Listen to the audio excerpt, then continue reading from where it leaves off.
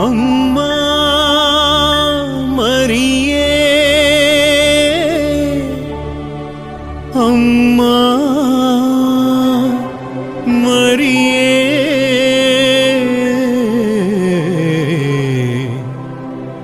ನಮೋ ನಮೋ ತಾಯೇ, ನಮ್ಮ ಹರಿಹರ ಮಾತೆ.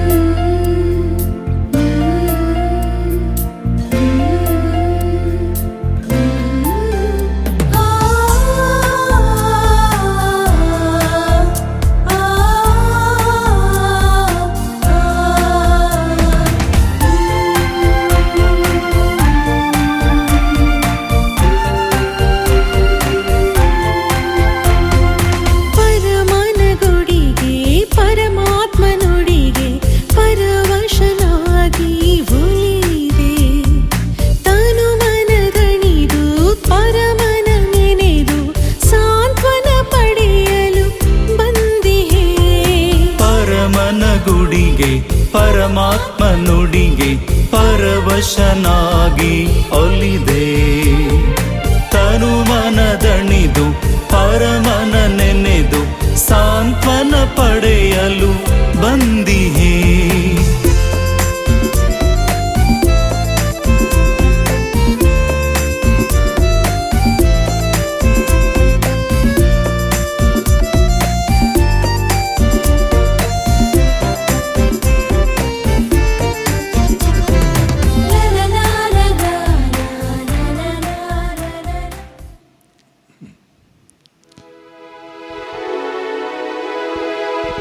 ಪಿತನ ಮತ್ತು ಸುತನ ಮತ್ತು ಪವಿತ್ರಾತ್ಮನ ನಾಮದಲ್ಲಿ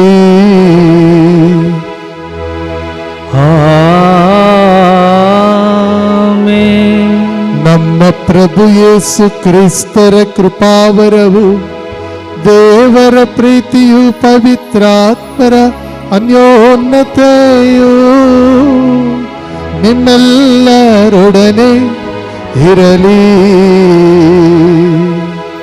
ನಿಮ್ಮಾತ್ಮರೊಡನೆಯೂ ಇರಲಿ.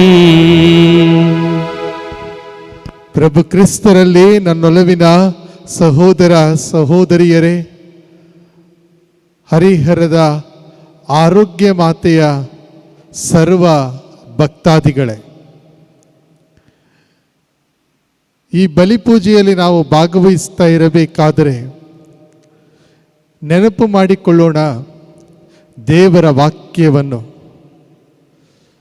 ಬೈಬಲ್ ಶ್ರೀಗ್ರಂಥದ ಮೊಟ್ಟ ಮೊದಲನೆಯ ಪುಸ್ತಕ ಆದಿಕಾಂಡ, ಅದರಲ್ಲಿ ಬರುವಂತಹ ಮೊದಲನೆಯ ಅಧ್ಯಾಯ.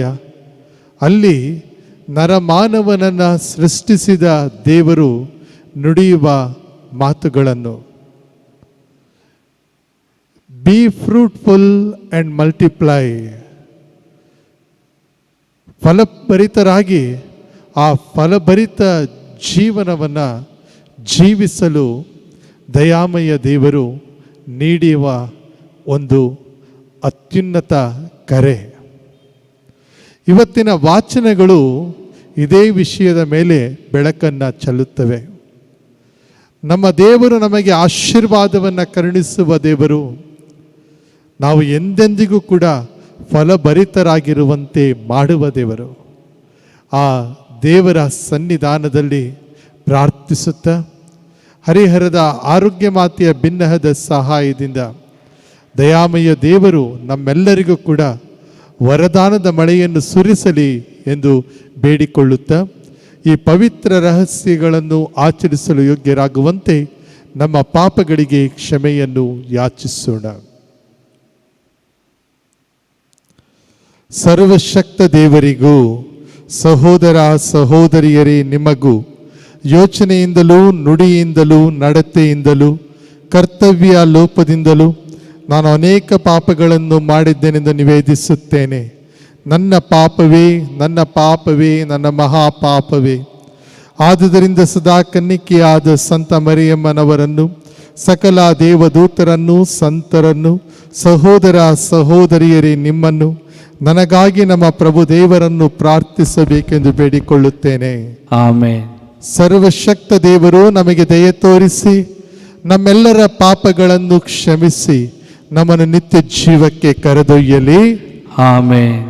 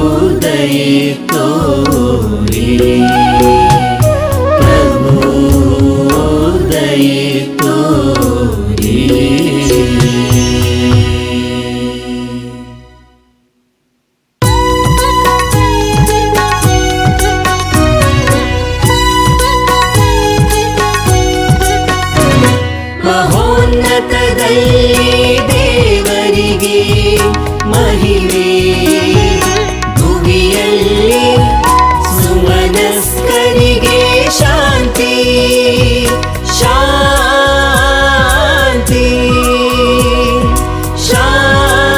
ಶಾಂತಿ.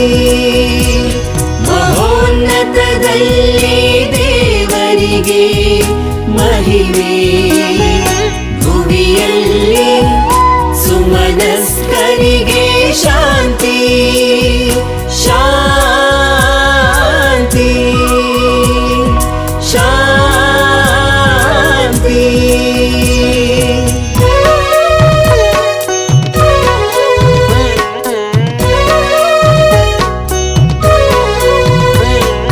ಪ್ರಭುದೇವರೇ, ಸ್ವರ್ಗದ ರಾಜರೇ,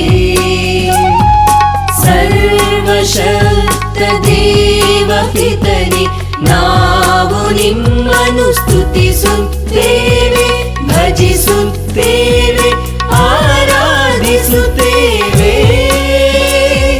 ಮಹಿಮೆ ಪಡಿಸುತ್ತೇವೆ. ನಿಮ್ಮ ಉನ್ನತ ಮಹಿಮೆಗಾಗಿ ನಿಮಗೆ ಕೃತಜ್ಞತೆಯನ್ನು ಸಲ್ಲಿಸುತ್ತೇವೆ, ಸಲ್ಲಿಸುತ್ತೇವೆ. ಮಹೋನ್ನತದಲ್ಲಿ ದೇವರಿಗೆ ಮಹಿಮೆ, ಭುವಿಯಲ್ಲಿ ಸುಮನಸ್ಕರಿಗೆ ಶಾಂತಿ, ಶಾಂತಿ,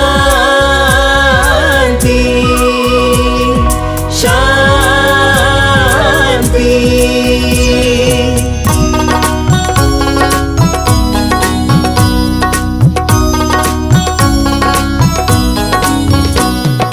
ಪ್ರಭು ಯೇಸು ಕ್ರಿಸ್ತರೇ, ಏಕೈಕ ಪುತ್ರರೇ, ಪ್ರಭು ದೇವರೇ, ದೇವರ ಕುರಿಮರಿಯೇ, ಪಿತನ ಪುತ್ರರೇ,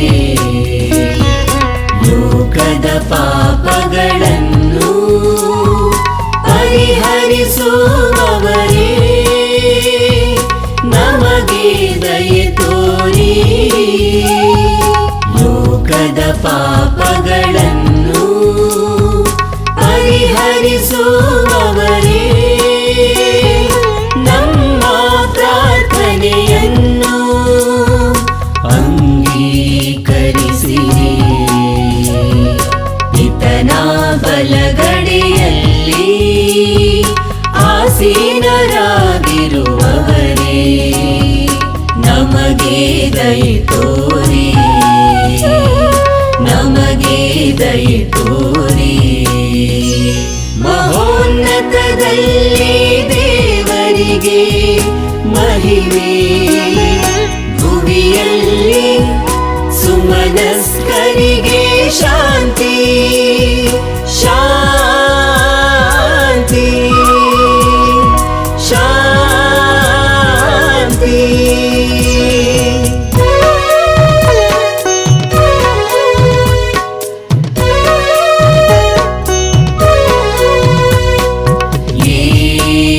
ಏಕೆಂದರೆ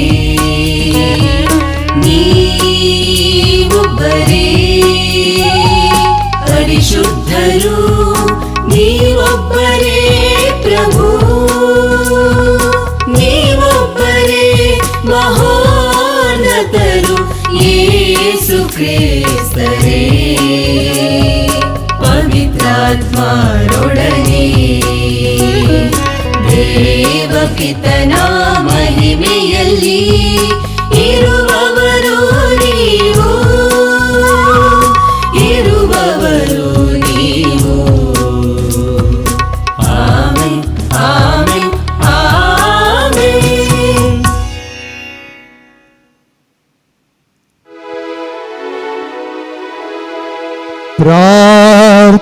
ಪ್ರಾರ್ಥಿಸೋಣ. ಸರ್ವಶಕ್ತ ಸದಾ ಜೀವಿಸುವ ದೇವರೇ, ನಿಮ್ಮ ಅಪರಿಮಿತ ಕರುಣೆಯಿಂದ ನಿಮ್ಮನ್ನು ಬೇಡುವ ಭಕ್ತರ ಪುಣ್ಯ ಫಲಗಳನ್ನು ಆಕಾಂಕ್ಷೆಗಳನ್ನು ಮೀರುತ್ತೀರಿ. ನಮ್ಮ ಮನಸ್ಸಾಕ್ಷಿ ಕ್ಷಮಿಸಲು ಅಂಜುವುದನ್ನು ಕ್ಷಮಿಸಲು, ನಮ್ಮ ಪ್ರಾರ್ಥನೆ ಕೇಳಲು ಹಿಂಜರಿಯುವುದನ್ನು ಕೊಡಲು ನಿಮ್ಮ ದಯೆಯನ್ನು ನಮ್ಮ ಮೇಲೆ ಸುರಿಸಿರಿ. ನಿಮ್ಮೊಂದಿಗೆ ಪವಿತ್ರಾತ್ಮರ ಐಕ್ಯದಲ್ಲಿ ದೇವರಾಗಿ ಯುಗ ಯುಗಾಂತರಕ್ಕೂ ಜೀವಿಸಿ ಆಳುವ ನಮ್ಮ ಪ್ರಭುವು ನಿಮ್ಮ ಪುತ್ರರೂ ಆಗಿರುವ ಯೇಸು ಕ್ರಿಸ್ತರ ಮುಖಾಂತರ ನಿಮ್ಮನ್ನು ಪ್ರಾರ್ಥಿಸುತ್ತೇವೆ.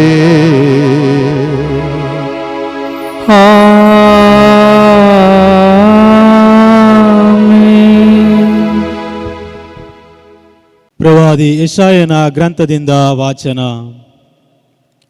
ಸರ್ವೇಶ್ವರ ನೆಟ್ಟ ಆ ದ್ರಾಕ್ಷಿಯ ತೋಟ. ಹಾಡುವೆ ನಾನೆನ್ನ ಪ್ರಿಯನಿಗೆ ಗೀತೆಯೊಂದನು, ಅವನ ದ್ರಾಕ್ಷಾವನದ ಕುರಿತು ಪ್ರೇಮ ಗೀತೆಯನು. ಪ್ರಿಯತಮನಿಗೆ ಇತ್ತೊಂದು ದ್ರಾಕ್ಷಿಯ ತೋಟ, ಫಲವತ್ತಾಗಿಹ ಗುಡ್ಡದ ಮೇಲಿನ ತೋಟ. ಆರಿಸಿ ಎಸೆದನು ಕಲ್ಲು ಮುಳ್ಳುಗಳನ್ನು, ಅಗೆದು ಹದ ಮಾಡಿದನಾತ ಗುಡ್ಡವನು. ನೆಟ್ಟನು ಒಳ್ಳೊಳ್ಳೆ ದ್ರಾಕ್ಷಿಯ ಸಸಿಗಳನ್ನು, ಕಟ್ಟಿದನು ಕಾವಲಿಗಾಗಿ ಅಟ್ಟಣೆಯೊಂದನು, ಕಟ್ಟಿದನು ಅದರೊಳಗೆ ಆಲೆಯೊಂದನು. ನಿರೀಕ್ಷಿಸುತ್ತಿರೆ ಆತ ಸಿಹಿ ದ್ರಾಕ್ಷಿ ಹಣ್ಣನು, ಬಿಟ್ಟಿತದೋ ಅವನಿಗೆ ಹುಲಿ ಹಣ್ಣನು. ಆದುದರಿಂದ ನನ್ನ ಪ್ರಿಯನು ಹೀಗೆಂದು ಕೇಳುತ್ತಾನೆ, ಜೆರುಸಲೇಮಿನ ನಿವಾಸಿಗಳೇ, ಜುದೇಯದ ಜನರೇ, ನನಗೂ ನನ್ನ ತೋಟಕ್ಕೂ ಮಧ್ಯೆ ಇರುವ ವ್ಯಾಜ್ಯವನ್ನು ತೀರಿಸಿರಿ. ನನ್ನ ತೋಟಕ್ಕಾಗಿ ನಾನು ಮಾಡಿದ್ದಕ್ಕಿಂತಲೂ ಇನ್ನೇನು ಮಾಡಬೇಕಾಗಿತ್ತು? ಅದು ಸಿಹಿ ದ್ರಾಕ್ಷಿಯನ್ನು ಕೊಡುವುದೆಂದು ನಾನು ನಿರೀಕ್ಷಿಸುತ್ತಿರಲು ಅದು ಹುಲಿ ಹಣ್ಣನ್ನು ಕೊಟ್ಟಿತೇಕೆ? ನನ್ನ ಈ ತೋಟಕ್ಕೆ ಏನು ಮಾಡುವೆನೆಂದು ಹೇಳುತ್ತೇನೆ ಕೇಳಿ. ಕಿತ್ತೆಸೆಯುವೆನು ಅದರ ಬೇಲಿಯನ್ನು, ತುತ್ತಾಗುವುದದು ದನ ಕರುಗಳಿಗೆ. ಕೆಡವಿ ಹಾಕುವೆನು ಅದರ ಗೋಡೆಯನ್ನು, ಈಡಾಗುವುದದು ಪರರ ತುಳಿದಾಟಕ್ಕೆ. ಬಂಜರು ಭೂಮಿಯಾಗಿಸುವೆನು ಅದನ್ನು, ಕುಡಿ ಕತ್ತರಿಸುವವರಾರು ಇರರು ಅದಕ್ಕೆ. ಮುಳ್ಳು ಕಲೆ ಬೆಳೆಯುವುದು ಅದರೊಳಗೆ. ನೀಡುವೆನು ಆಣತಿಯೊಂದನ್ನು ಮೋಡಗಳಿಗೆ, ಸುರಿಸವು ತುಂತುರು ಮಳೆಯನ್ನು ಅದಕ್ಕೆ. ಇಸ್ರಾಯೇಲ್ ಮನೆತನವೇ, ಸೇನಾಧೀಶ್ವರ ಸರ್ವೇಶ್ವರ ನೆಟ್ಟ ಆ ದ್ರಾಕ್ಷಿಯ ತೋಟ. ಜುದೇಯದ ಜನರೇ, ಆತ ನಾಟಿ ಮಾಡಿದ ಸುಂದರ ಸಸಿ ತೋಟ. ನ್ಯಾಯ ನೀತಿಯನ್ನು ನಿರೀಕ್ಷಿಸಿದನಾತ, ಆದರೆ ಸಿಕ್ಕಿತವನಿಗೆ ರಕ್ತಪಾತ. ಸತ್ಸಂಬಂಧವನ್ನು ಎದುರು ನೋಡಿದನಾತ, ಇಗೋ ದಕ್ಕಿತವನಿಗೆ ದುಃಖಿತರ ಆರ್ತನಾದ. ಪ್ರಭುವಿನ ವಾಕ್ಯ. ದೇವರಿಗೆ ಕೃತಜ್ಞತೆ ಸಲ್ಲಲಿ.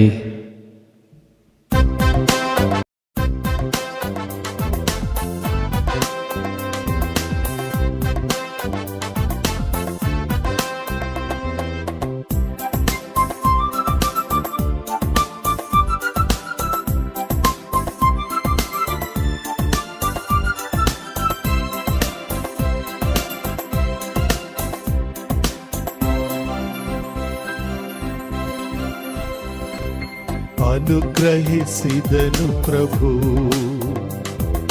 ಸ್ವರ್ಗದ ದವಸ ಧಾನ್ಯವನು, ಸ್ವರ್ಗದ ದವಸ ಧಾನ್ಯವನು ಅನುಗ್ರಹಿಸಿದನು ಪ್ರಭು. ಸ್ವರ್ಗದ ದವಸ ಧಾನ್ಯವನು, ಸ್ವರ್ಗದ ದವಸ ಧಾನ್ಯವನು. ಈಜಿಪ್ತಿನಿಂದ ದ್ರಾಕ್ಷಾಲತೆಯೊಂದನ್ನು ನೀ ತಂದೆ, ಅನ್ಯ ಜನತೆಯನ್ನು ಹೊರದೂಡಿ ಅದನ್ನು ನಾಟಿ ಮಾಡಿದೆ.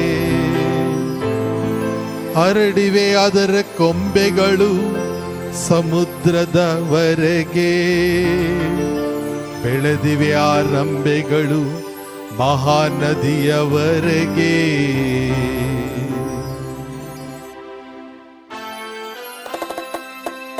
ಅನುಗ್ರಹಿಸಿದನು ಪ್ರಭು ಸ್ವರ್ಗದ ದವಸ ಧಾನ್ಯವನು, ಸ್ವರ್ಗದ ದವಸ ಧಾನ್ಯವನು. ಕಿತ್ತು ಹಾಕಿದೆ ಏಕೆ ಅದರ ಬೇಲಿಯನು, ತರೆದು ಬಿಡುವವರಲ್ಲವೇ ದಾರಿಗರು ಅದನು. ನಾಶ ಮಾಡುವವು ಅದನು ಕಾಡು ಹಂದಿಗಳು, ತಿಂದು ಹಾಕುವು ಅದನ್ನು ಅರಣ್ಯ ಮೃಗಗಳು.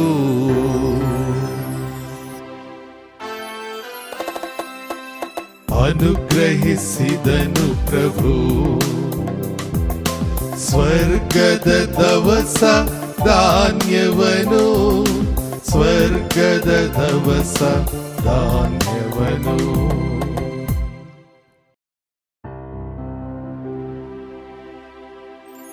ಸರ್ವಶಕ್ತನಾದ ದೇವರೇ, ಮರಳಿ ಮುಖ ತೋರಿಸು,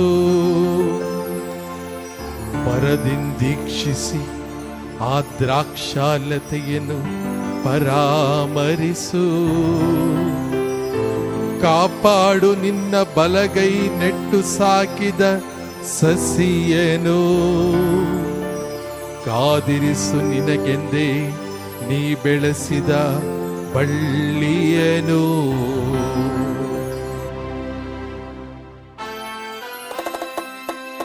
ಅನುಗ್ರಹಿಸಿದನು ಪ್ರಭು ಸ್ವರ್ಗದ ದವಸ ಧಾನ್ಯವನು, ಸ್ವರ್ಗದ ದವಸ ಧಾನ್ಯವನು.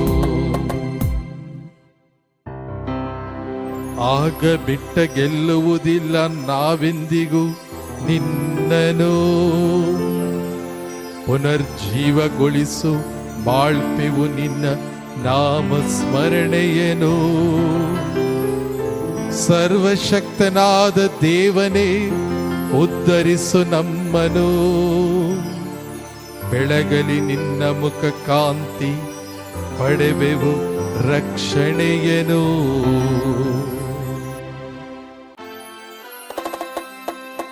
ಅನುಗ್ರಹಿಸಿದನು ಪ್ರಭು ಸ್ವರ್ಗದ ದವಸ ಧಾನ್ಯವನು, ಸ್ವರ್ಗದ ದವಸ ಧಾನ್ಯವನು.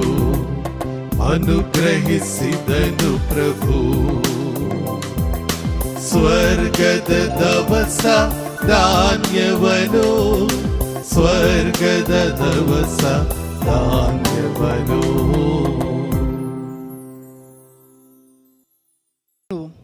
ಫಿಲಿಪಿಯರಿಗೆ ಬರೆದ ಪತ್ರದಿಂದ ವಾಚನ. ಸಹೋದರರೇ, ಯಾವ ವಿಷಯದಲ್ಲೂ ಚಿಂತಿಸದೆ ನಿಮ್ಮ ಅಗತ್ಯಗಳಿಗಾಗಿ ದೇವರಲ್ಲಿ ಪ್ರಾರ್ಥಿಸಿರಿ. ಪ್ರಾರ್ಥಿಸುವಾಗಲೆಲ್ಲ ನಿಮ್ಮಲ್ಲಿ ಕೃತಜ್ಞತಾಭಾವ ಇರಲಿ. ಆಗ ಮನುಷ್ಯ ಗ್ರಹಿಕೆಗೂ ಮೀರಿದ ದೈವ ಶಾಂತಿಯು ನಿಮ್ಮ ರನ್ಮನಗಳನ್ನು ಕ್ರಿಸ್ತೇಸುವಿನ ಅನ್ಯೋನ್ಯತೆಯಲ್ಲಿ ಸುರಕ್ಷಿತವಾಗಿ ಕಾಪಾಡುವುದು. ಕಡೆಯದಾಗಿ ಸಹೋದರರೇ, ಯಾವುದು ಸತ್ಯವೂ ಮಾನ್ಯವೂ ನ್ಯಾಯವೂ ಶುದ್ಧವೂ ಪ್ರೀತಿಕರವೂ ಮನೋಹರವೂ ಆಗಿದೆಯೋ ಅಂಥವುಗಳಲ್ಲಿ ಮಗ್ನರಾಗಿರಿ. ನೀವು ನನ್ನಿಂದ ಕಲಿತವು ಹಾಗೂ ಅರಿತವುಗಳನ್ನು, ಕೇಳಿದವು ಹಾಗೂ ಕಂಡವುಗಳನ್ನು ನಿಮ್ಮ ಜೀವಿತದಲ್ಲಿ ಕಾರ್ಯರೂಪಕ್ಕೆ ತನ್ನಿರಿ. ಆಗ ಶಾಂತಿದಾಯಕ ದೇವರು ನಿಮ್ಮ ಸಂಗಡ ಇರುವವರು. ದೇವರ ವಾಕ್ಯ. ದೇವರಿಗೆ ಕೃತಜ್ಞತೆ ಸಲ್ಲಲಿ.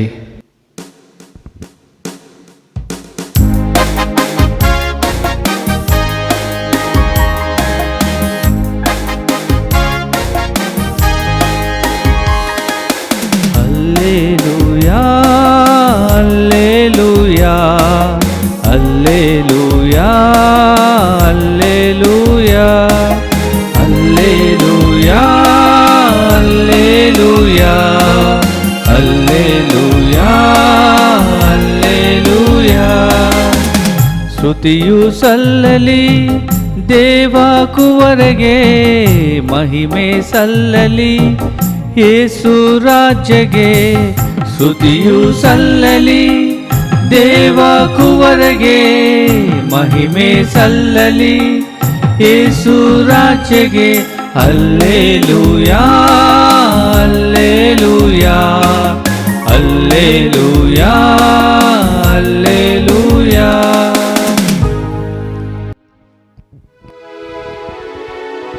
ಪ್ರಭು ನಿಮ್ಮೊಡನೆ ಇರಲಿ,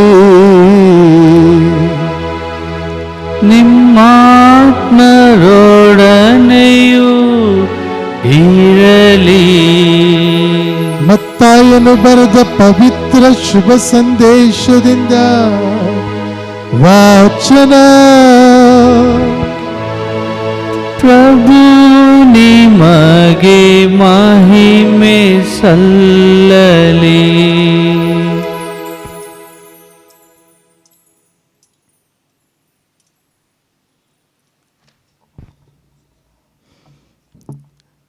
ಯೇಸು ಮುಖ್ಯ ಯಾಜಕರಿಗೂ ಪ್ರಜಾಪ್ರಮುಖರಿಗೂ ಹೀಗೆಂದರು, ಇನ್ನೊಂದು ಸಾಮತಿಗೆ ಕಿವಿಗೊಡಿ. ಒಬ್ಬ ಯಜಮಾನ ಒಂದು ದ್ರಾಕ್ಷಿ ತೋಟ ಮಾಡಿಸಿದ, ಅದರ ಸುತ್ತ ಬೇಲಿಯನ್ನು ಹಾಕಿಸಿದ. ದ್ರಾಕ್ಷಾರಸವನ್ನು ತೆಗೆಯಲು ಆಲೆಯನ್ನು ಹೂಡಿಸಿದ, ಕಾವಲಿಗಾಗಿ ಅಟ್ಟಣೆಯನ್ನು ಕಟ್ಟಿಸಿದ. ಆನಂತರ ಅದನ್ನು ಗೇಣಿದಾರರಿಗೆ ವಹಿಸಿ ಹೊರನಾಡಿಗೆ ಹೊರಟು ಹೋದ. ಫಲ ಕೊಡುವ ಕಾಲ ಹತ್ತಿರವಾದಾಗ ತನಗೆ ಬರಬೇಕಾದ ಪಾಲನ್ನು ತರುವುದಕ್ಕಾಗಿ ಆಳುಗಳನ್ನು ಗೇಣಿದಾರರ ಬಳಿಗೆ ಕಳುಹಿಸಿದ. ಇವರು ಆ ಆಳುಗಳ ಮೇಲೆ ಬಿದ್ದು ಒಬ್ಬನನ್ನು ಬಡಿದರು, ಇನ್ನೊಬ್ಬನನ್ನು ಕಡಿದರು, ಮತ್ತೊಬ್ಬನ ಮೇಲೆ ಕಲ್ಲು ತೂರಿದರು. ತೋಟದ ಯಜಮಾನ ಮೊದಲಿಗಿಂತಲೂ ಹೆಚ್ಚು ಆಳುಗಳನ್ನು ಕಳುಹಿಸಿದ. ಅವರಿಗೂ ಅದೇ ಗತಿಯಾಯಿತು. ಕಟ್ಟೆ ಕಡೆಗೆ ಯಜಮಾನ, ನನ್ನ ಮಗನಿಗೆ ಇವರು ಮರ್ಯಾದೆ ಕೊಟ್ಟೆ ಕೊಡುವರು ಎಂದುಕೊಂಡು ತನ್ನ ಮಗನನ್ನೇ ಕಳುಹಿಸಿದ.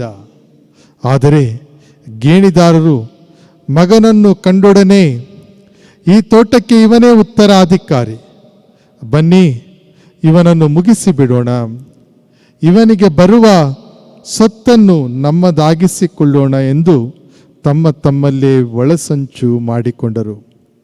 ಅಂತೆಯೇ ಅವನನ್ನು ಹಿಡಿದು ತೋಟದಿಂದ ಹೊರಕ್ಕೆ ದಬ್ಬಿಕೊಂಡು ಹೋಗಿ ಕೊಂದು ಹಾಕಿದರು.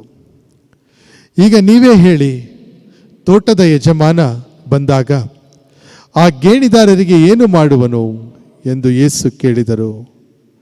ಆ ಕೇಡಿಗರನ್ನು ಕ್ರೂರವಾಗಿ ಸಂಹರಿಸುವನು. ತರುವಾಯ ಕಾಲಕ್ಕೆ ಸರಿಯಾಗಿ ಪಾಲನ್ನು ಸಲ್ಲಿಸುವ ಬೇರೆಯವರಿಗೆ ತೋಟವನ್ನು ಗೇಣಿಗೆ ಕೊಡುವನು ಎಂದು ಅಲ್ಲಿದ್ದವರು ಉತ್ತರ ಕೊಟ್ಟರು. ಬಳಿಕ ಯೇಸು ಇಂತೆಂದರು, ಮನೆ ಕಟ್ಟುವವರು ಬೇಡವೆಂದು ಬಿಸಾಡಿದ ಆ ಕಲ್ಲೇ ಪ್ರಮುಖ ಮೂಲೆಗಲ್ಲಾಯಿತು. ಸರ್ವೇಶ್ವರನಿಂದಲೇ ಆದ ಈ ಕಾರ್ಯ ನಮ್ಮ ಕಣ್ಣಿಗೆ ಅದೆಂಥ ಆಶ್ಚರ್ಯ ಎಂಬ ವಾಕ್ಯವನ್ನು ನೀವು ಪವಿತ್ರ ಗ್ರಂಥದಲ್ಲಿ ಓದಿಲ್ಲವೇ? ಆದುದರಿಂದ ನಾನು ನಿಮಗೆ ಹೇಳುತ್ತೇನೆ, ದೇವರ ಸಾಮ್ರಾಜ್ಯವನ್ನು ನಿಮ್ಮಿಂದ ಕಿತ್ತುಕೊಂಡು ತಕ್ಕ ಫಲ ಕೊಡುವ ಜನರಿಗೆ ನೀಡಲಾಗುವುದು. ಪ್ರಭುವಿನ ಶುಭ ಸಂದೇಶ. ಕ್ರಿಸ್ತರೇ, ನಿಮಗೆ ಸ್ತುತಿ ಸಲ್ಲಲಿ. ಪ್ರಭು ಕ್ರಿಸ್ತರಲ್ಲಿ ನನ್ನೊಲವಿನ ಸಹೋದರ ಸಹೋದರಿಯರೇ, ಇದೊಬ್ಬ ಆಗರ್ಭ ಶ್ರೀಮಂತ. ಆ ಆಗರ್ಭ ಶ್ರೀಮಂತನ ಕತೆ. ಆತನ ಕಾಲದಲ್ಲಿ ಈಗ ಇರುವ ಹಾಗೆ ಬ್ರೇಕಿಂಗ್ ನ್ಯೂಸ್ ಇರಲಿಲ್ಲ. ನಡೆದ ತಕ್ಷಣ ಪ್ರಕಟ ಮಾಡುವಂತಹ ಕಾಲ ಅದಾಗಿರಲಿಲ್ಲ. ವಿಷಯವನ್ನು ತಿಳಿದುಕೊಳ್ಳಬೇಕಾದರೆ ಜನ ಒಂದು ರಾತ್ರಿ ಕಾಯಬೇಕಾಗಿತ್ತು. ಮುಂಜಾವೆ ಏಳುತ್ತಿದ್ದ ಹಾಗೆಯೇ ಪತ್ರಿಕೆಗಳಲ್ಲಿ ಸುದ್ದಿ ಪ್ರಕಟವಾಗುತ್ತಿದ್ದಂತಹ ಸಮಯ ಅದನ್ನು ಜನ ಓದ್ತಾ ಇದ್ರು.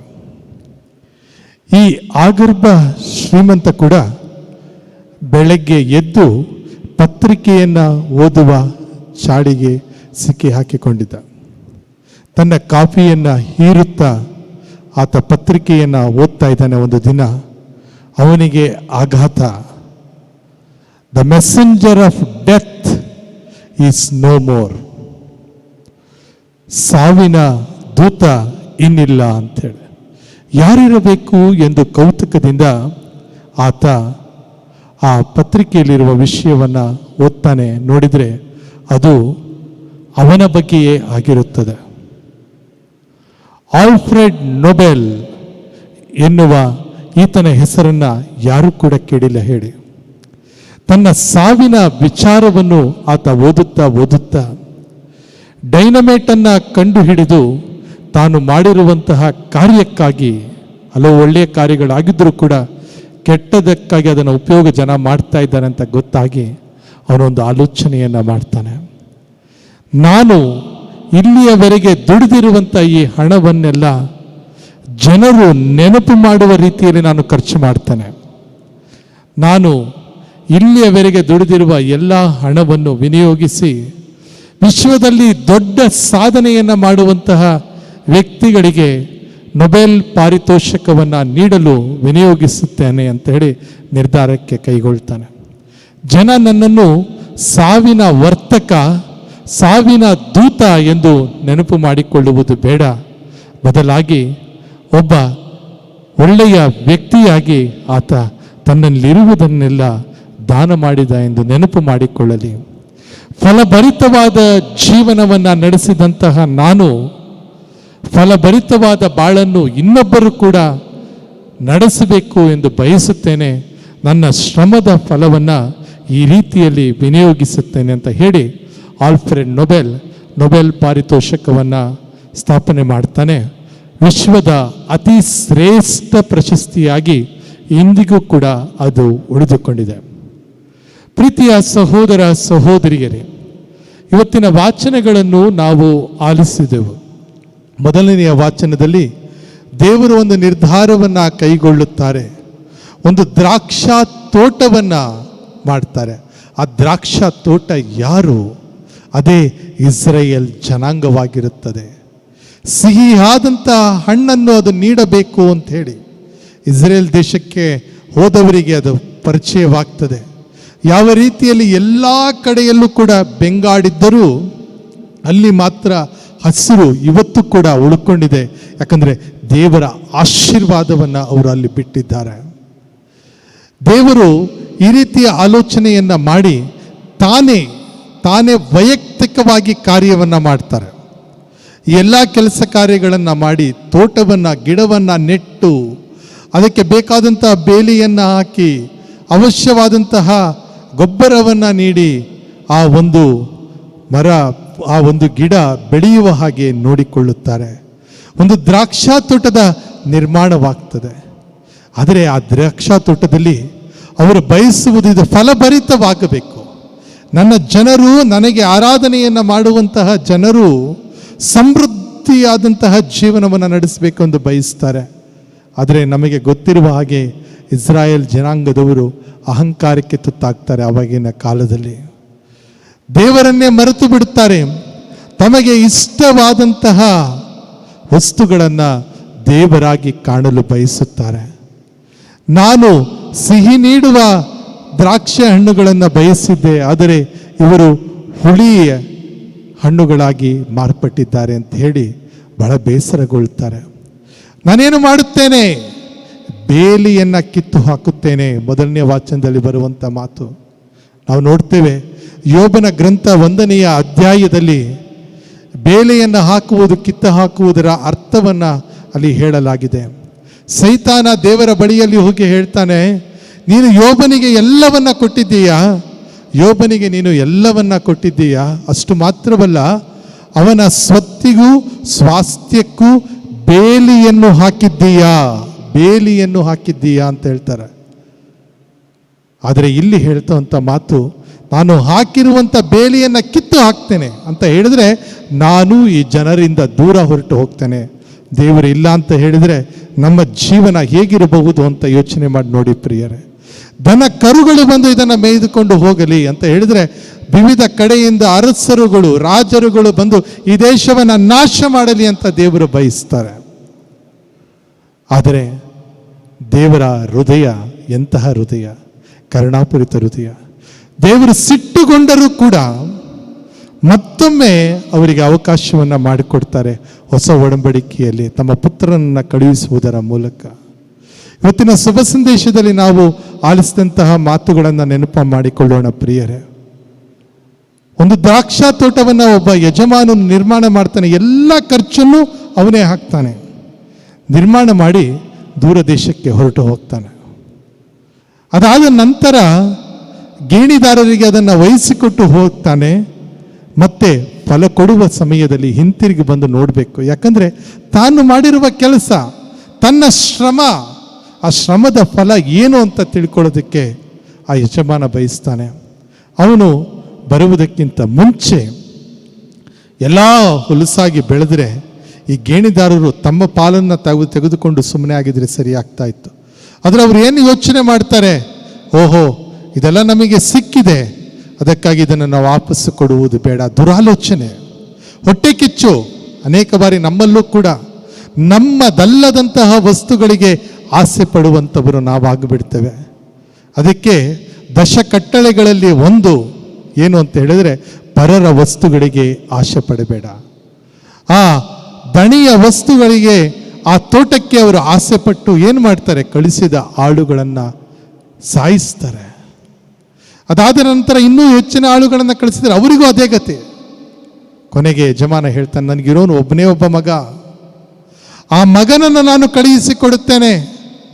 ಆ ಮಗನಿಗಾದರೂ ಅವರು ಗೌರವ ಕೊಡ್ಬೋದಲ್ಲ, ಯಾಕಂದರೆ ಅವನು ನನ್ನ ಮಗ, ನನ್ನ ರಕ್ತ. ಆದರೆ ಅವರು ಅವನನ್ನು ಇವನೇ ವಾರಿಸ್ತಾರ, ಇವನನ್ನು ಮುಗಿಸ್ಬಿಟ್ರೆ ಎಲ್ಲ ನಮಗೆ ಸೇರುತ್ತೆ ನೋಡಿ, ಪರರ ವಸ್ತುಗಳಿಗೆ ಆಸೆ ಪಡಬೇಡ ಅಂತೇಳಿ. ಆಗ ಆ ಯಜಮಾನ ತಾನೇ ಬಂದು ಯಾವ ರೀತಿಯ ಕೆಲಸವನ್ನು ಮಾಡ್ತಾನೆ ಅಂತ ಹೇಳಿ ಆ ಗೇಣಿದಾರರನ್ನು ಸಾಯಿಸಿ, ಹೊಡೆದು ಹಾಕಿ, ಹಸುಕೆ ಹಾಕಿ ಬೇರೆಯವರಿಗೆ ಫಲವನ್ನು ಹಿಂತಿರುಗಿಸಿ ಕೊಡುವಂತಹ ವ್ಯಕ್ತಿಗಳಿಗೆ ಅದನ್ನು ನೀಡುತ್ತಾರೆ ಅಂತ ಹೇಳಿ. ಪ್ರೀತಿಯ ಸಹೋದರ ಸಹೋದರಿಯರೇ, ಅನೇಕ ಬಾರಿ ನಮ್ಮಲ್ಲಿಯೂ ಕೂಡ ಈ ರೀತಿಯ ಭಾವನೆ ಮೂಡಬಹುದು. ನಾವು ದೇವಾಲಯಕ್ಕೆ ಹೋಗುತ್ತೇವೆ, ಪ್ರಾರ್ಥನೆಯನ್ನು ಮಾಡ್ತೇವೆ, ಬಲಿಪೂಜೆಯಲ್ಲಿ ಭಾಗವಹಿಸ್ತೇವೆ, ಕಾಣಿಕೆಯನ್ನು ನೀಡುತ್ತೇವೆ, ಸರ್ವವೂ ದೇವರಿಂದ ನಮಗೆ ದೊರೆಯುತ್ತದೆ ಅಂತ ಹೇಳಿ. ಆದರೆ ನಾವು ನಮಗೆ ನೀಡಿರುವ ಫಲವನ್ನು ಇನ್ನೊಬ್ಬರೊಂದಿಗೆ ಹಂಚಿಕೊಳ್ಳದಿದ್ದರೆ, ಹಂಚಿಕೊಳ್ಳೋದು ಅಂತ ಹೇಳಿದರೆ ಕೈ ಮೀರಿ ಕೊಡೋದು ಅಂತ ಅರ್ಥ ಅಲ್ಲ. ನನ್ನ ಕೈಲಾದಷ್ಟು ಸಹಾಯವನ್ನು ನಾನು ಇನ್ನೊಬ್ಬರಿಗೆ ಮಾಡದೇ ಇದ್ದರೆ ಯಾವ ರೀತಿಯ ಹೆಸರು ನಮಗೆ ಉಳ್ಕೊಳ್ಳುತ್ತೆ ಅಂತ ನೋಡಿ. ನೊಬೆಲ್ ಅಷ್ಟು ಆಗರ್ಭ ಶ್ರೀಮಂತ, ಆತನಿಗೆ ಸಾವಿನ ವರ್ತಕ ಅಂತ ಹೇಳಿ ಜನ ಕರೆದಿರಬೇಕಾದರೆ ನಮ್ಮ ಬಗ್ಗೆ ಏನು ಹೇಳಬಹುದು ಆಲೋಚನೆಯನ್ನು ಮಾಡಿ ನೋಡೋಣ. ಇವತ್ತಿನ 2ನೆಯ ವಾಚನದಲ್ಲಿ ನಾವು ಆಲಿಸಿದ ಮಾತು ಸಂತ ಪೌಲರು ಫಿಲಿಪ್ಪಿಯರಿಗೆ ಬರೆದಂಥ ಪತ್ರದಿಂದ ಬಂದಿರುವಂಥದ್ದು. ಅಲ್ಲಿ ದೇವರ ಬಳಿಯಲ್ಲಿ ನೀವು ಪ್ರಾರ್ಥನೆಯನ್ನು ಮಾಡುವಾಗ ಕೃತಜ್ಞತಾ ಭಾವದಿಂದ ಪ್ರಾರ್ಥನೆಯನ್ನು ಮಾಡಿರಿ ಅಂತ ಸಂತ ಪೌಲ ಹೇಳ್ತಾನೆ. ಅಂದರೆ ದೇವರ ಬಳಿಯಲ್ಲಿ ನಾವು ಕೇಳಿಕೊಳ್ಳುವಾಗ ಅವರು ಅದು ನಮ್ಮನ್ನು ಒದಗಿಸಿಯೇ ಕೊಡುತ್ತಾರೆ, ಅವರು ಕೊಟ್ಟೇ ಕೊಡ್ತಾರೆ ಎನ್ನುವ ನಂಬಿಕೆಯಿಂದ ನೀವು ಪ್ರಾರ್ಥಿಸಬೇಕು. ಅದೇ ಕೃತಜ್ಞತಾ ಭಾವವಾಗಿರುತ್ತದೆ. ಯಾಕಂತ ಹೇಳಿದರೆ ನಂಬಿಕೆಯನ್ನು ಕಳೆದುಕೊಂಡರೆ ನಮಗೆ ಜೀವನ ಇರುವುದಿಲ್ಲ. ಆದ್ದರಿಂದ ಪ್ರೀತಿಯ ಸಹೋದರ ಸಹೋದರಿಯರೇ, ನೀವು ಮತ್ತು ನಾನು ಆ ದೇವರ ವಾಕ್ಯವನ್ನು ಆಲಿಸಿ ಪಾಲಿಸುವಂಥವರಾಗೋಣ. ಹರಿಹರದ ಆರೋಗ್ಯ ಮಾತೆಯ ಬಸಲಿಕ ಪುಣ್ಯಕ್ಷೇತ್ರದಲ್ಲಿ ನಡೆಯುತ್ತಿರುವಂಥ ಈ ಬಲಿಪೂಜೆಯನ್ನು ನಾವು ವೀಕ್ಷಿಸ್ತಾ ಇರಬೇಕಾದರೆ ಆ ತಾಯಿಯ ಬಿನ್ನಹದ ಸಹಾಯದಿಂದ, ಫಲಭರಿತ ತಾಯಿ ನಿನ್ನ ಉದರದ ಫಲವೂ ಧನ್ಯ ಅಂತ ಹೇಳಿ ಹೇಳಿಸಿಕೊಂಡಂತಹ ಆ ತಾಯಿ, ಸ್ತ್ರೀಯರಲ್ಲೆಲ್ಲ ಧನ್ಯಳು ನೀನು ಎಂದು ಕರೆಸಲ್ಪಟ್ಟಂಥ ಆ ತಾಯಿಯ ಬಿನ್ನಹದ ಸಹಾಯದಿಂದ ದಯಾಮಯ ದೇವರು ನಮ್ಮೆಲ್ಲರನ್ನು ಆಶೀರ್ವದಿಸಲಿ, ಫಲಭರಿತ ಜೀವನವನ್ನು ನಮಗೆ ಕರುಣಿಸಲಿ. ಆದಿಕಾಂಡ 1ನೇ ಅಧ್ಯಾಯದಲ್ಲಿ ಅವರು ನುಡಿದಿರುವ ಅದೇ ಮಾತು, go out, B fruitful and multiply.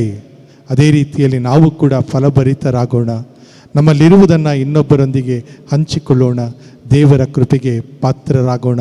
ದ್ರಾಕ್ಷಾ ತೋಟವನ್ನು ನಿರ್ಮಿಸಿ ದೇವರು ನಮಗೆ ಅನುಗ್ರಹವನ್ನು ನೀಡಿದ್ದಾರೆ.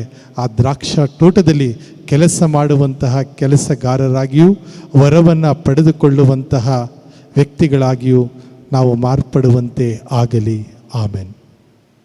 ಪ್ರಾರ್ಥನೆಗಾಗಿ ಈ ಬಲಿ ಅರ್ಪಣೆ ತಮ್ಮ ಕರಗಳಿಂದ ಸ್ವೀಕರಿಸಲಿ.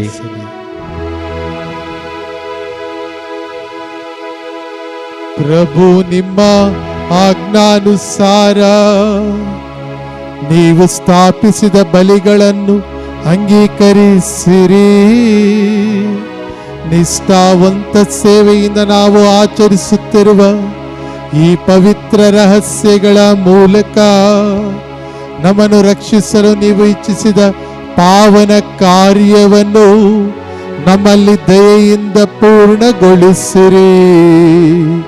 ನಮ್ಮ ಪ್ರಭು ಕ್ರಿಸ್ತರ ಮುಖಾಂತರ ನಿಮ್ಮನ್ನು ಪ್ರಾರ್ಥಿಸುತ್ತೇವೆ.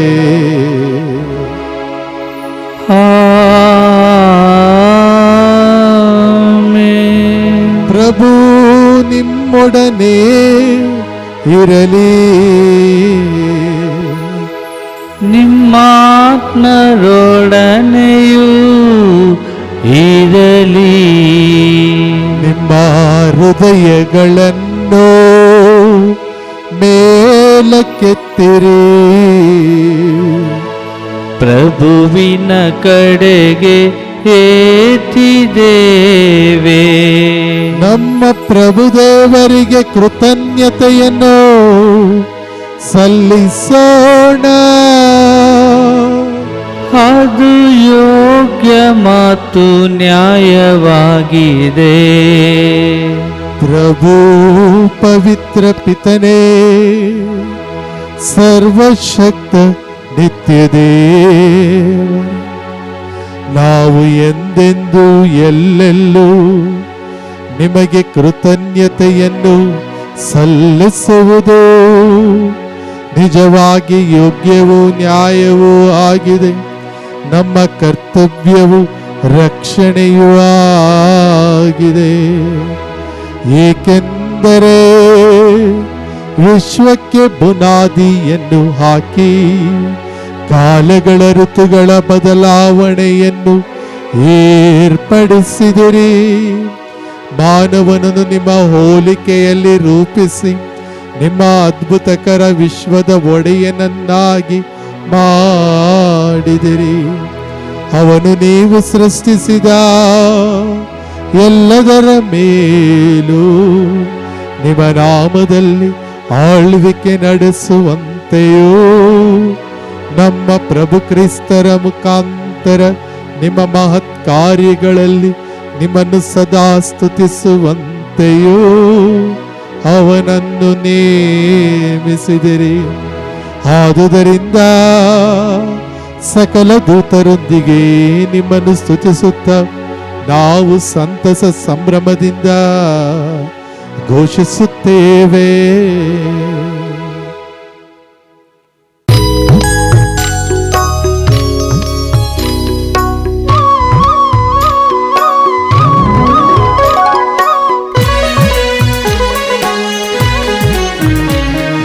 ಪರಿಶುದ್ಧರು ಪರಿಶುದ್ಧರು ಪರಿಶುದ್ಧರು ಪರಿಶುದ್ಧರು ಸೇನಾಧೀಶ್ವರ ಪ್ರಭುದೇವರು.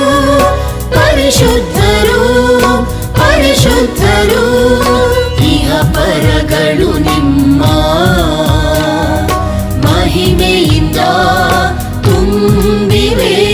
ಮಹೋನ್ನತದಲ್ಲಿ ಹೋಸಾನಾ ಹೋಸಾನಾ ಪ್ರಭುವಿನ ನಾಮದಲ್ಲಿ ಬರುವವರು ಸ್ತುತಿಗೆ ಪಾತ್ರರು. ಮಹೋನ್ನತದಲ್ಲಿ ಹೋಸಾನಾ ಹೋಸಾನಾ ಹೋಸಾನಾ. ಪ್ರಭು, ನೀವು ನಿಜವಾಗಿಯೂ ಪರಿಶುದ್ಧರು. ಸರ್ವ ಪರಿಶುದ್ಧತೆಯ ಬಗ್ಗೆಯೂ ನೀವೇ. ಈ ಕೊಡುಗೆಗಳ ಮೇಲೆ ನಿಮ್ಮ ಪವಿತ್ರಾತ್ಮರನ್ನು ಇಬ್ಬನಿಯಂತೆ ಸುರಿಸಿ ಪಾವನಗೊಳಿಸಿರೆಂದು ಪ್ರಾರ್ಥಿಸುತ್ತೇವೆ. ನಮಗಿವು ನಮ್ಮ ಪ್ರಭು ಯೇಸು ಕ್ರಿಸ್ತರ ಶರೀರ ಮತ್ತು ರಕ್ತವಾಗುವಂತೆ ಮಾಡಿರಿ. ಅವರನ್ನು ಪರಾಧೀನ ಮಾಡಲಾದ ಸಮಯದಲ್ಲಿ ಸ್ವ ಇಚ್ಛೆಯಿಂದ ತಮ್ಮ ಯಾತನೆಗೆ ಒಳಗಾದಾಗ ಅವರು ರೊಟ್ಟಿಯನ್ನು ತೆಗೆದುಕೊಂಡು ಕೃತಜ್ಞತೆಯನ್ನು ಸಲ್ಲಿಸಿ ಅದನ್ನು ಮುರಿದು ತಮ್ಮ ಶಿಷ್ಯರಿಗೆ ಕೊಡುತ್ತಾ ಹೀಗೆಂದರು, ತೆಗೆದುಕೊಳ್ಳಿ, ಇದನ್ನು ನೀವೆಲ್ಲರೂ ಭುಜಿಸಿರಿ, ಏಕೆಂದರೆ ಇದು ನಿಮಗಾಗಿ ಒಪ್ಪಿಸಲಾಗುವ ನನ್ನ ಶರೀರ.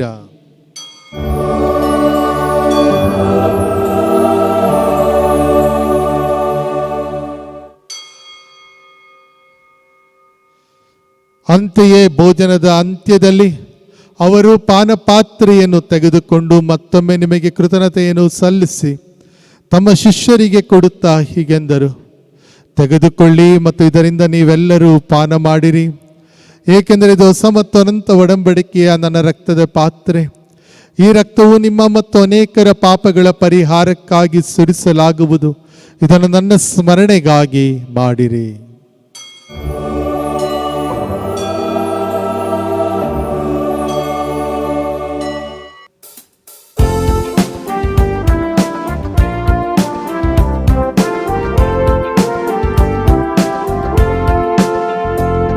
ಪ್ರಭು, ನಿಮ್ಮ ಮರಣವನ್ನು ಸಾರುತ್ತೇವೆ, ನೀವು ಮರಳಿ ಬರುವ ತನಕ ನಿಮ್ಮ ಪುನರುತ್ಥಾನವನ್ನು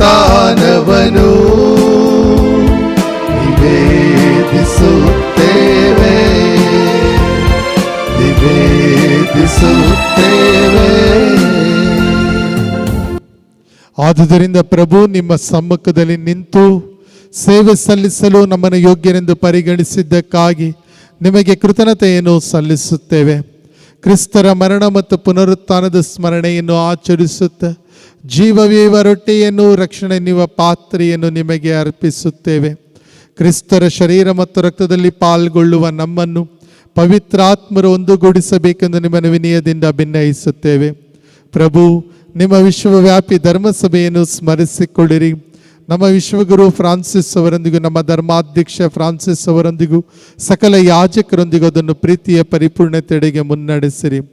ಪ್ರಭು, ಪುನರುತ್ಥಾನದ ನಿರೀಕ್ಷೆಯಲ್ಲಿ ವಿಶ್ರಮಿಸುತ್ತಿರುವ ನಮ್ಮ ಸಹೋದರ ಸಹೋದರಿಯರನ್ನು, ನಿಮ್ಮ ದಯೆಯಲ್ಲಿ ಮೃತರಾದ ಎಲ್ಲರನ್ನು ಸ್ಮರಿಸಿಕೊಳ್ಳಿರಿ. ಅವರನ್ನು ನಿಮ್ಮ ಸಮ್ಮುಖದ ಪ್ರಭೆಗೆ ಬರಮಾಡಿರಿ. ನಮ್ಮ ಮೇಲೂ ದಯೆ ತೋರಿರಿ. ದೇವಮಾತೆ ಪೂಜ್ಯ ಕನ್ಯಾ ಮರಿಯಮ್ಮನವರೊಂದಿಗೂ ಆಕೆಯ ಪತಿ ಸಂತ ಜೋಸೆಫರೊಂದಿಗೂ ಪುನೀತ ಪ್ರೇಷಿತರೊಂದಿಗೂ ಎಲ್ಲ ಕಾಲಗಳಲ್ಲಿ ನಿಮ್ಮ ಮೆಚ್ಚುಗೆಗೆ ಪಾತ್ರರಾದ ಸಕಲ ಸಂತರೊಂದಿಗೂ ನಾವು ನಿತ್ಯ ಜೀವದಲ್ಲಿ ಸಹಭಾಗಿಗಳಾಗಿ ನಿಮ್ಮನ್ನು ಸ್ತುತಿಸಿ ಮಹಿಮೆ ಪಡಿಸುವಂತೆ ನಿಮ್ಮ ಪುತ್ರ ಯೇಸು ಕ್ರಿಸ್ತರ ಮುಖಾಂತರ ಪ್ರಾರ್ಥಿಸುತ್ತೇವೆ.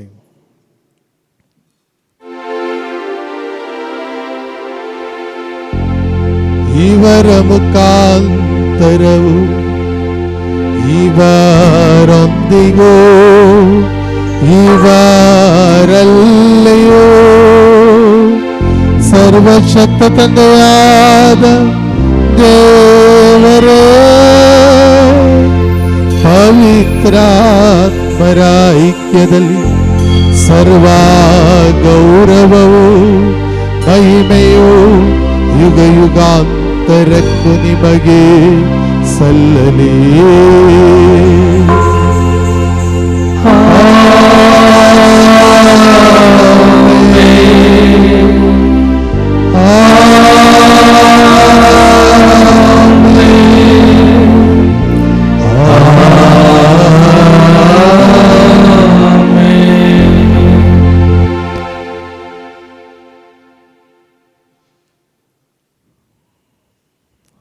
ರಕ್ಷಕರ ಆಜ್ಞೆಯ ಪ್ರಕಾರ ಮತ್ತು ದೈವ ಬೋಧನೆಯಿಂದ ಶಿಕ್ಷಿತರಾಗಿ ಧೈರ್ಯದಿಂದ ನಾವು ಹೇಳುತ್ತೇವೆ, ಸ್ವರ್ಗದಲ್ಲಿರುವ ನಮ್ಮ ತಂದೆಯೇ, ನಿಮ್ಮ ನಾಮ ಪೂಜಿತವಾಗಲಿ, ನಿಮ್ಮ ರಾಜ್ಯ ಬರಲಿ, ನಿಮ್ಮ ಚಿತ್ತ ಸ್ವರ್ಗದಲ್ಲಿ ನೆರವೇರುವ ಪ್ರಕಾರ ಭೂಮಿಯಲ್ಲಿಯೂ ನೆರವೇರಲಿ. ನಮ್ಮ ಅನುದಿನದ ಆಹಾರವನ್ನು ಇಂದು ನಮಗೆ ನೀಡಿರಿ, ನಮಗೆ ತಪ್ಪು ಮಾಡಿದವರನ್ನು ನಾವು ಕ್ಷಮಿಸುವ ಪ್ರಕಾರ ನಮ್ಮ ಪಾಪಗಳನ್ನು ಕ್ಷಮಿಸಿರಿ, ನಮ್ಮನ್ನು ಶೋಧನೆಗೆ ಒಳಪಡಿಸದೆ ಕೇಡಿನಿಂದ ನಮ್ಮನ್ನು ರಕ್ಷಿಸಿರಿ. ಪ್ರಭು, ಸಕಲ ಕೇಡುಗಳಿಂದ ನಮ್ಮನ್ನು ರಕ್ಷಿಸಿರೆಂದು ಪ್ರಾರ್ಥಿಸುತ್ತೇವೆ. ನಿಮ್ಮ ದಯೆಯ ನೆರವನ್ನು ಪಡೆದು ಪಾಪದಿಂದ ಸದಾ ವಿಮುಕ್ತರಾಗಿ ಎಲ್ಲ ಸಂಕಷ್ಟಗಳಿಂದ ಸುರಕ್ಷಿತರಾಗಿರುವಂತೆ ನಮ್ಮ ಜೀವಮಾನದಲ್ಲಿ ಶಾಂತಿಯನ್ನು ದಯೆಯಿಂದ ಕರುಣಿಸಿರಿ. ನಾವು ಸ್ವರ್ಗಾನಂದವನ್ನು ನಮ್ಮ ರಕ್ಷಕ ಯೇಸು ಕ್ರಿಸ್ತರ ಆಗಮನವನ್ನು ನಿರೀಕ್ಷಿಸುತ್ತಿದ್ದೇವೆ. ಏಕೆಂದರೆ ರಾಜ್ಯಭಾರವು ಅಧಿಕಾರವು ಮಹಿಮೇರಲಿ ಯುಗ ಯುಗಾಂತರಕ್ಕೂ ನಿಮ್ಮದೇ. ಪ್ರಭು ಯೇಸು ಕ್ರಿಸ್ತರೇ, ನಿಮ್ಮ ಪ್ರೇಷಿತರಿಗೆ ನಿಮಗೆ ಶಾಂತಿಯನ್ನು ಬಿಟ್ಟು ಹೋಗುತ್ತೇನೆ, ನನ್ನ ಶಾಂತಿಯನ್ನೇ ನಿಮಗೆ ಕೊಡುತ್ತೇನೆಂದು ಹೇಳಿದ್ದೀರಿ. ನಮ್ಮ ಪಾಪಗಳನ್ನು ಲಕ್ಷಿಸದೆ ನಿಮ್ಮ ಧರ್ಮಸಭೆಯ ವಿಶ್ವಾಸವನ್ನು ಈಕ್ಷಿಸಿರಿ. ಅದಕ್ಕೆ ನಿಮ್ಮ ಚಿತ್ತದ ಪ್ರಕಾರ ಶಾಂತಿಯನ್ನು, ಐಕ್ಯತೆಯನ್ನು ದಯೆಯಿಂದ ದಯಪಾಲಿಸಿರಿ. ಯುಗ ಯುಗಾಂತರಕ್ಕೂ ಜೀವಿಸಿ ಆಳುವ ನಿಮ್ಮನ್ನು ಪ್ರಾರ್ಥಿಸುತ್ತೇವೆ.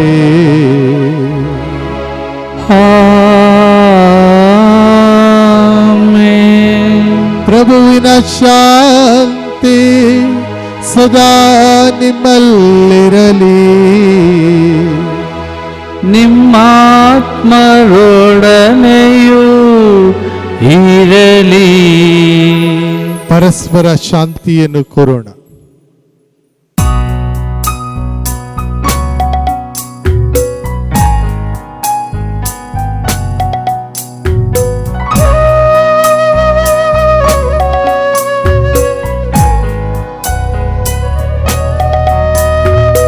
ಲೋಕದ ಪಾಪಗಳನ್ನು ಪರಿಹರಿಸುವ ದೇವರ ಕುರಿಮರಿ ನಮಗೆ ದಯೆ ತೋರಿ, ನಮಗೆ ದಯೆ ತೋರಿ. ಲೋಕದ ಪಾಪಗಳನ್ನು ಪರಿಹರಿಸುವ ದೇವರ ಕುರಿಮರಿ ನಮಗೆ ದಯೆ ತೋರಿ, ನಮಗೆ ದಯೆ ತೋರಿ.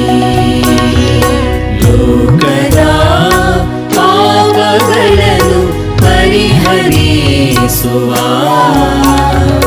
ದೇವರ ಕುರಿಮರಿ ನಮಗೆ ಶಾಂತಿ ನೀಡಿರಿ, ನಮಗೆ ಶಾಂತಿ ನೀಡಿರಿ, ನಮಗೆ ಶಾಂತಿ ನೀಡಿರಿ. ಇಗೋ ದೇವರ ಕುರಿಮರಿ, ಇಗೋ ಇವರೇ ಲೋಕದ ಪಾಪಗಳನ್ನು ಪರಿಹರಿಸುವವರು, ಕುರಿಮರಿಯ ಭೋಜನಕ್ಕೆ ಆಹ್ವಾನಿತರು ಭಾಗ್ಯವಂತರು. ಪ್ರಭು, ತಾವು ನನ್ನ ಮನೆಯನ್ನು ಪ್ರವೇಶಿಸಲು ನಾನು ಪಾತ್ರನಲ್ಲ, ಆದರೆ ತಾವು ಒಂದೇ ಒಂದು ಮಾತು ನುಡಿಯಿರಿ, ನನ್ನ ಆತ್ಮವು ಸ್ವಸ್ಥವಾಗುವುದು. ಪ್ರೀತಿಯ ಸಹೋದರ ಸಹೋದರಿಯರೇ, ಪವಿತ್ರ ಪರಮ ಪ್ರಸಾದವನ್ನು ಸ್ವೀಕರಿಸುವ ಸಮಯ. ನಮ್ಮಲ್ಲಿ ಅನೇಕರು ರೋಗಿಷ್ಠರು, ವಯಸ್ಸಾಗಿರುವಂಥವರು, ಕೋವಿಡ್-19 ಈ ಕಾಯಿಲೆ ವಿಶ್ವದ ಎಲ್ಲೆಡೆಯಲ್ಲೂ, ಅದರಲ್ಲೂ ವಿಶೇಷವಾಗಿ ನಮ್ಮ ದೇಶದಲ್ಲಿ ಹಬ್ಬಿ ಹರಡುತ್ತಾ ಇರಬೇಕಾದರೆ ಮನೆಯಲ್ಲಿಯೇ ಇದ್ದು ಈ ಬಲಿಪೂಜೆಯನ್ನು ವೀಕ್ಷಿಸ್ತಾ ಇದ್ದೇವೆ. ಆಧ್ಯಾತ್ಮಿಕವಾಗಿ ಪರಮಪ್ರಸಾದವನ್ನು ಸ್ವೀಕರಿಸುವ ಸಮಯ. ಪ್ರಭು ಯೇಸು ಕ್ರಿಸ್ತರು ನಮ್ಮ ಹೃದಯದಲ್ಲಿ ನೆಲೆ ನಿಲ್ಲುತ್ತಿದ್ದಾರೆ ಎನ್ನುವ ನಂಬಿಕೆಯನ್ನು ಇರಿಸಿಕೊಂಡು ನಾವೆಲ್ಲರೂ ಭಕ್ತಿಯಿಂದ ಪ್ರಾರ್ಥನೆಯನ್ನು ಮಾಡೋಣ. ಪ್ರಭು ಯೇಸು ಕ್ರಿಸ್ತರನ್ನು ಸ್ವೀಕರಿಸಿ ಪಾವನರಾಗೋಣ. Now it is the time to receive the spiritual communion.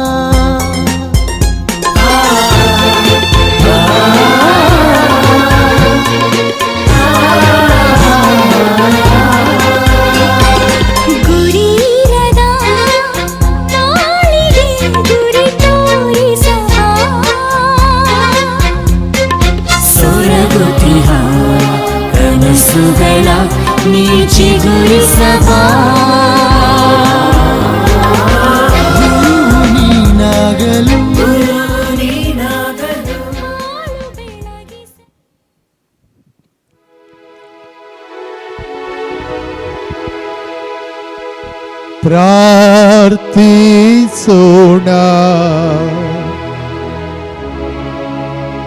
ಸರ್ವಶಕ್ತ ದೇವರೇ, ನಾವು ಸ್ವೀಕರಿಸಿದ ಸಂಸ್ಕಾರದ ಮೂಲಕ ನಮ್ಮನ್ನು ಪೋಷಿಸಿ ಪುನಶ್ಚೇತನಗೊಳಿಸಿದ್ದೀರಿ. ಹೀಗೆ ಭುಜಿಸಿರುವ ಈ ಆಹಾರದಂತೆ ನಾವು ಮಾರ್ಪಡುವಂತೆ ಅನುಗ್ರಹಿಸಿರಿ. ನಮ್ಮ ಪ್ರಭು ಕ್ರಿಸ್ತರ ಮುಖಾಂತರ ನಿಮ್ಮನ್ನು ಪ್ರಾರ್ಥಿಸುತ್ತೇವೆ.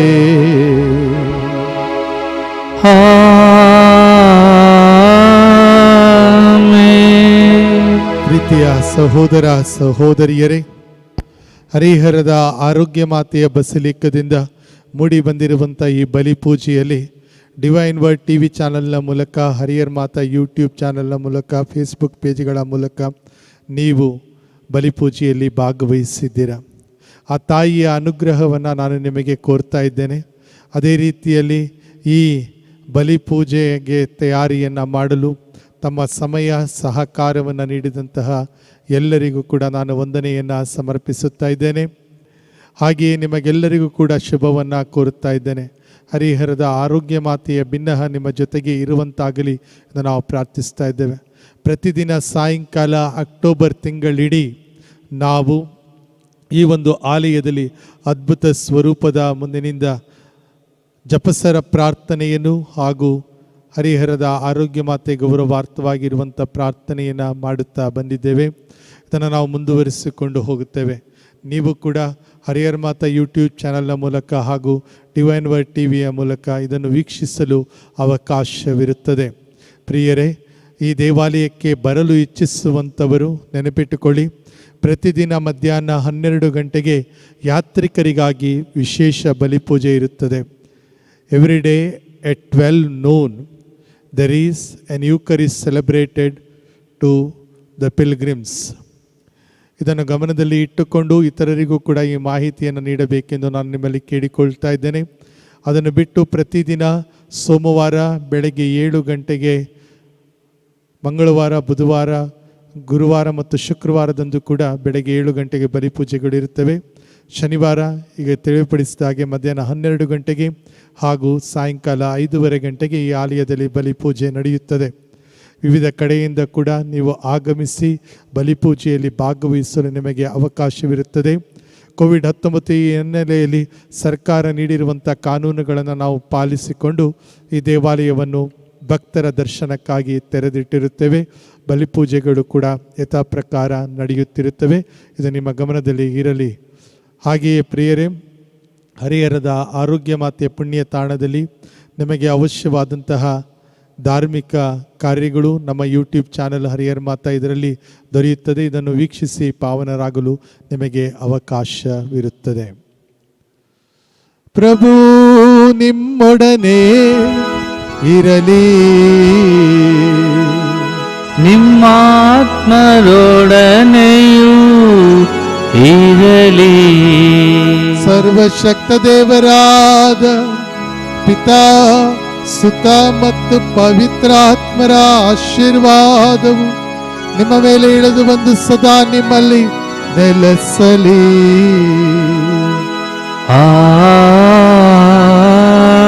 ಆಮೆನ್. ಹೋಗಿ ಬನ್ನಿ, ಕ್ರಿಸ್ತರ ಶಾಂತಿ ನಿಮ್ಮಲ್ಲಿರಲಿ.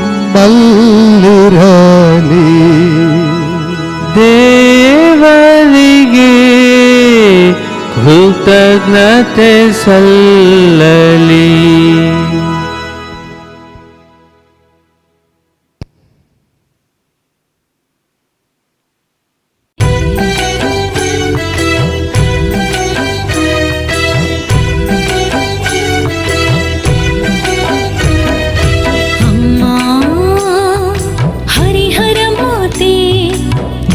ಬಾಳಿಗೆ ಸೌಖ್ಯದಾತೆ ಅಮ್ಮ ಹರಿಹರ ಮಾತೆ, ನೊಂದ ಬಾಳಿಗೆ ಸೌಖ್ಯದಾತೆ. ಬೇಡಿ ಬಂದ ಭಕ್ತರಿಗೆ ಆಸರೆ ನೀವು, ಪ್ರಾರ್ಥಿಸುವ ಮನಗಳಿಗೆ ಸಾಂತ್ವನ ನೀವು. ಬೇಡಿ ಬಂದ ಭಕ್ತರಿಗೆ ಆಸರೆ ನೀವು, ಪ್ರಾರ್ಥಿಸುವ ಮನಗಳಿಗೆ ಸಾಂತ್ವನ ನೀವು. ಅಮ್ಮ ಅಮ್ಮ ಅಮ್ಮ ಹರಿಹರ ಮಾತೆ, ಅಮ್ಮ